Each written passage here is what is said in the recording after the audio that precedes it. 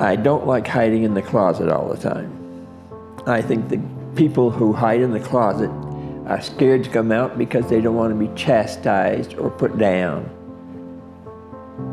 They want to come out and be able to be free.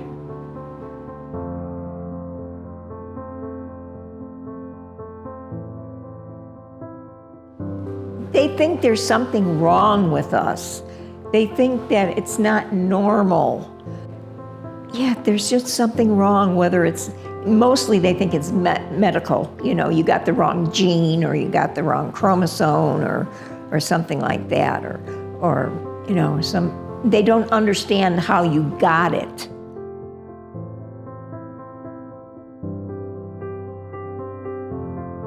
I pretty much accepted who I was and the effect that it would have on my life. And I was very okay with that. But I realized that at that time, most of the rest of the world was not. And knowing that, I made a conscious decision not to, quote, come out.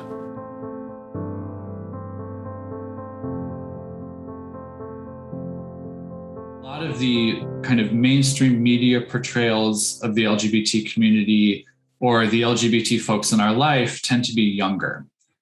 They are the most visible in our society, and there aren't that many opportunities to really think through how different the experiences of somebody in their 60s, 70s, 80s, or 90s as it relates to being LGBT.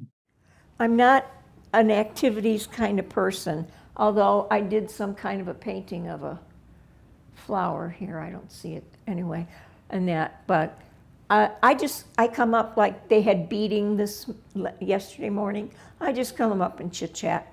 I says, I'm just here to socialize and that, because it's like, I don't need anything else to dust.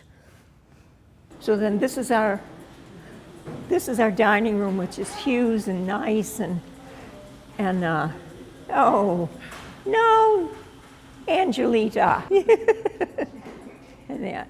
And then our ACE people here, that they serve us dinner and that, and they do a good job. It's a big job. Yeah. So this is my humble little home here. It's what I know and what I love. Hello, Jody. We were quietly suppressed. My family didn't talk about it or acknowledge it, so I was just a tomboy, you know, going and playing softball in the park. My parents knew, but they never talked about it with me when I finally came out in my 30s and that, so. But it was more accepted, I think, by them by that time, and that they didn't see me, you know, they didn't see me any differently, really. When I was 13, I knew I was different. I have 3 sisters, no brothers. I wanted a brother. I wanted to be able to talk to someone, but no one was there to talk to, except for my mother. And I told my mother that I was happy, and she says, just be careful. She didn't chastise me or anything, just said, be careful.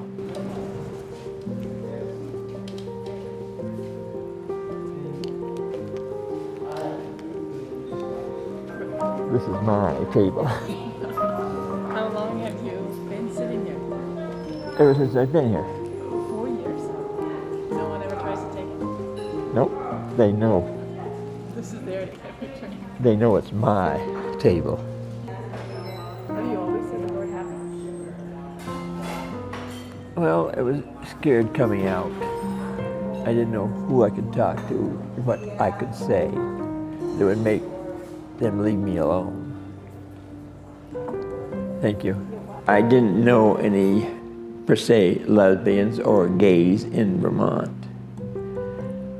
I felt like I was ostracized. I was left by myself all the time because I was the only son. And I can't tell everybody, like my sisters and things like that. My oldest sister would cut me off real quick like and said, it's none of your business. Well, it is my business. Help me. I'm I'm scared of coming out to everybody.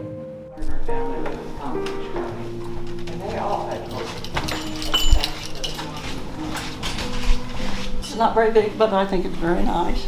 Those brown notebooks, each one of them has over 300 slides in it. Took some of my favorite slides and I made a scrapbook of each one of the countries or each trip. Sometimes I put 2 countries together. But like here's the Burma one. I had a really good life. I'd met most of my goals, except for one, finding that lifetime partner. I had a lot of dear friends, and I'd been involved in several close relationships, but just not that special one that I was hoping for. Was I going to have to settle for just continuing to live my life as it had been? And then, when I was least expecting it, out of the blue, someone new came into my life. And I just knew right away that she was the one I'd been waiting for. We were together for 38 wonderful years, and they were the happiest, most satisfying years of my life. She died in 2013. When she had died, her daughter came here to help me with all the necessary arrangements. Her body had already been taken to the Monarch Society for cremation, as she had wished. We had made an appointment to get all the details finalized. There were a number of forms that we had to fill out and sign. I signed my name, and where it asked what my relationship was to the deceased, I wrote, friend. The young man took the forms and our copy of the obituary back to his office. And in a few moments, here he came back with the papers in his hand. And I'll never forget what he said then. In the obituary, you wrote partner, but on your form, you put friend. That's not right. Please, don't ever deny your true relationship. Be proud of it. Well, of course, he was from a different time, but he was right. And finally, after all those years, I came out at age 81. Or at least I decided to be open about our relationship. This is Terry in the business office at Claremont Park. Well, I was born in Denver and grew up in parts of Denver and in Lakewood, but mainly in Alamosa, Colorado, in southern Colorado. There wasn't any culture around anybody who was gay or lesbian. I did know some people who were gay, although I wouldn't have known that as a term to use. As a kid, I don't know that I ever even thought about it as being different, because if we didn't talk about it, I guess it was more invisible than different. I wish people knew that my life is pretty much today the same that it would be if I were straight. That gender expression or being gay or being lesbian, or I just say queer, it's easier, is just the same as not being. That you have family relationships, family arguments, you can have marriages and divorces, you can have children and stepchildren and careers, and religious experience and deep faith and trust in God or not. We're just like you. Yeah, we take the trash out, sweep the floor, take the dog for a run. Well, walk. So speaking as an out gay man, I think some folks still have this misconception that if we could wave a magic wand to not be LGBTQ, that we would do it, that if there's some cure, we would take it, and that we secretly do want to be not LGBTQ. And that is certainly not true for me. And when I reflect back on the challenges that I've experienced as a gay man, they are all because of people outside of myself. Every single time in my life, when I've met somebody different than I am on something that matters to both of us, I have grown. I think people often don't give credence to the impact of life experience of people who are different than they are. So they judge them on the same basis that they would judge themselves. And if they wouldn't do that, why would anybody else do that? But the reason I'm an ally is because I have a lot of friends who are gay and lesbian, and I have opportunities to talk about it. I'm not afraid to talk about it, and it's important. In my first job as a nursing home administrator, I stayed overnight as a resident and had the team admit me as a resident in the community. And I really saw there that while the people that work in this field are amazingly kind and committed and all of these and want what's best, that the systems and processes of support for older people really tended to be institutional and dehumanizing.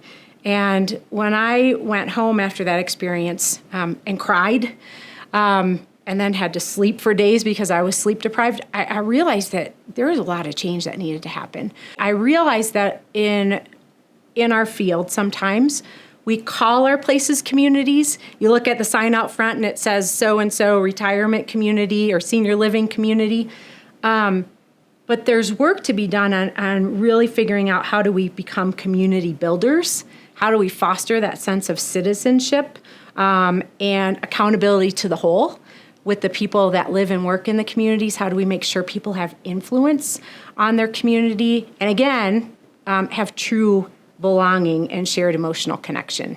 To have this be a truly loving community, people have to be able to let other people be different than them, and to find that enriching rather than threatening, and to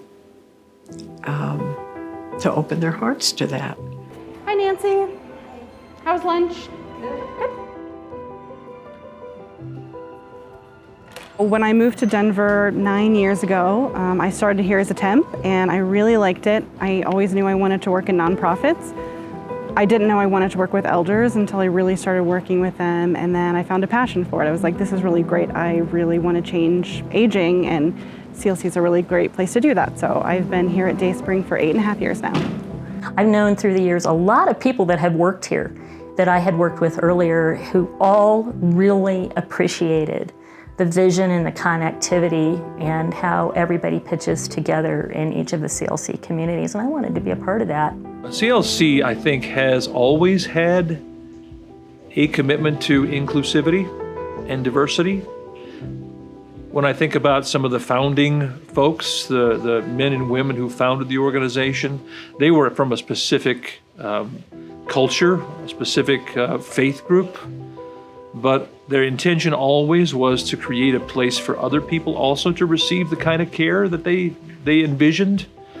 What diversity and inclusion really means to me as the leader of an organization that's supporting older adults is creating a place of belonging. I mean, that's really what it comes down to, is that people of different faith backgrounds, of different ethnicities, different sexual orientation, all these different things, people that live and work in our communities can find a home and feel that they truly belong. So when I think about it, I think about belonging. It was good to be here because I didn't have to hide. I could be who I was, and it was an important part of me. And that nobody was looking, everybody here is, old, real old. So, it's, although we do have some affairs here, you wouldn't believe it. But yeah, and it's, and it's just a nice place to be. Nobody's judging you.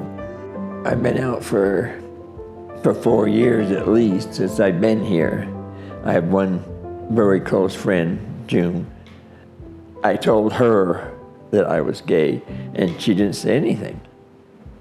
So I figured, well, hey, if she's not gonna say anything, I guess I can come out to everybody. So I feel safe.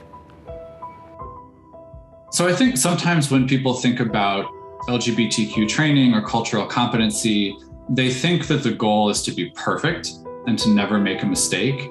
And that is absolutely not the goal. The goal is to give people information so that they can connect person to person, and they can connect with their constituents, their coworkers, in a way that feels comfortable and that is person-directed. So SAGE is the country's oldest and also largest nonprofit that works with LGBTQ older people. And we do a lot of different work. We were founded and we are still headquartered in New York City, which is where we do a lot of our direct service work. But we also have educational initiatives that we run, including the SAGE Care Training Program, which is what I oversee. And we work with partnerships, our affiliate network, to do services in other parts of the country, as well as legislative and advocacy initiatives. So we had one openly gay resident. And so I kind of thought, well, we're an open place. We don't discriminate. I really like this resident. So, we have a good culture.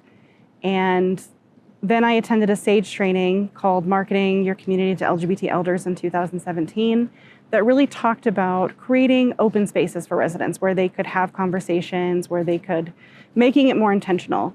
And so because I had been trained in the Eden Alternative, I knew that this was a thing you really had to involve the elders in. So I went to my resident and I said, hey, even if it's just you and me, do you want to have a monthly space where we can talk about LGBT issues? And he said, yeah, I would love that. And so we had our first meeting in December of 2017. And what I found out was that a whole bunch of our residents actually identified as LGBT, and I didn't know because they didn't feel comfortable disclosing that. And so then I realized that the need was a lot bigger than I had known. So our group grew out of that original SAGE presentation that I went to. They suggested a gay-straight alliance, which was a model that I was familiar with from high school. So it's a space where we meet every month. We have residents who identify as LGBT. We have staff members. We have residents who do not identify as LGBT, but do identify as allies and friends of our LGBT staff members and residents. Fun. So how have you guys been? What's up?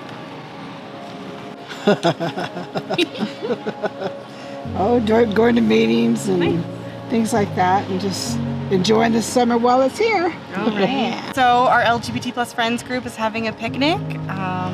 This was something that the residents asked for, if we could get to Sloan's Lake so we could get together, have fun. So yeah. There were some times when I would look at the calendar to find out exactly what day the group was going to meet, because sometimes I just need to see homosexuals.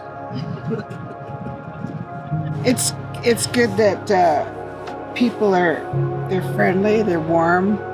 I learn a lot of things, and I get to enjoy things that they talk about and things like that. So one of the things that I do to let the residents, you can just do small things. So I've got these two little things in my office, Love Has No Gender and Ask Me About My Pronouns. They're really small, it doesn't have to be a giant thing. But just making yourself clear that you're a safe person and that this is a safe space, creating that kind of safety where residents who want to come out to you can. The generation, just one generation older than me, it was still literally life-threatening to be who you were. It wasn't great when I was coming up either, but just before me, it was really dangerous. And so we had to have a way to spot each other, first of all, so that you could have safe relationships, but also so you could have safe friendships. Symbols continue to be important, but they were especially important when it was a matter of life or death, that you had to know who was safe and who wasn't. When we're thinking about organizations, it is really important that there is support for this from the top of the organization, whether that be executive leadership or the board. That also might mean really influential and trusted people within the organization, but making a strong public commitment to becoming an LGBTQ inclusive organization is really key, because what you're doing is shifting your organizational culture. I think one of the foundational statements of, again, my faith tradition is do unto others as you would have them do unto you. And so if I had a team member come up to me, for instance, and say, how can I create an environment where people feel free to talk to me about some of the issues, specifically LGBT. If a person wanted to say, listen, I have some different needs or some concerns about living in a place like this, I would say, again, go back first of all to the basic rule. How would you want to be treated were you to move into a place like that? What would it be like for you? And what would make you feel welcome? One of the things that I think you can do is also just pay attention to the language that you're using, making sure that you're creating open, inclusive spaces in your questions, instead of having a resident who comes in and assuming that they were married to someone of the opposite gender, instead of saying like, oh, did you have a husband? Did you have a wife? Did you have a partner? Who's important to you? Who should be involved in this decision? Who's going to be supporting you in making these decisions? Because they still may not feel comfortable telling you, but you're at least creating the space, like a non-judgmental space where it's open to having folks, say that maybe this is my really good friend or this is my partner, and feel like they won't be judged for disclosing that information. You're going to get better information that way. It's part of me. It's part of me that I lost for so many years, and that now it's like it's just good to be me. I don't know what else to say. It's part of me, and it's an important part of me. All of us, LGBT and non-LGBT, are the same in many ways. There are some things about me as an LGBT person that are the same about a non-LGBT person. Things like wanting to be free, to be treated fairly by others, and to be able to love and be loved by the person of our choice. There are people who are gay today who were gay 70 years ago and 80 years ago. And just for them to be alive and to be open about that before and to be open about that now is this level of courage I can't understand. And I feel like if I can't at least live up to that, then I'm disrespecting what they went through, and I don't want to do that. I think what is most important is to honor those ways in which we are the same and accept the ways in which we are different. I really do think that there is an almost perfect correlation between being able to accept and love other people and whether your basic driver is fear or love. And when people are scared, they tend to be self-judgmental, they tend to be judgmental of other people, and they often are afraid to learn from experience. And when you really are running on love, you become curious rather than scared at difference. There's a lot of labels out there and a lot of ways that we think about people before we get to know them. A big part of my job is getting to know people for who they truly are. And when it comes right down to it, again, from my faith perspective, we're all children of God. We all have that in common. And that's the thing that I would encourage people to look at first. It's a journey, is what I expect, right? Something that'll never be done, never be completed, but we are committed to going on this journey. And I think about elders who maybe have never found acceptance in their whole life, never felt like they could be who they are in their whole life. And to think about someone like that finally finding belonging and love and inclusion during the last years of their lives, I can't think of more important work that there could be. Just be yourself. Don't be judgmental. Just go with the flow. Don't judge. And that, pretend it's your sister or your brother, or your mother or your father. And that it hits all strata of people. Stop being scared of who you are. Be proud of who you are. Come on out and enjoy the world.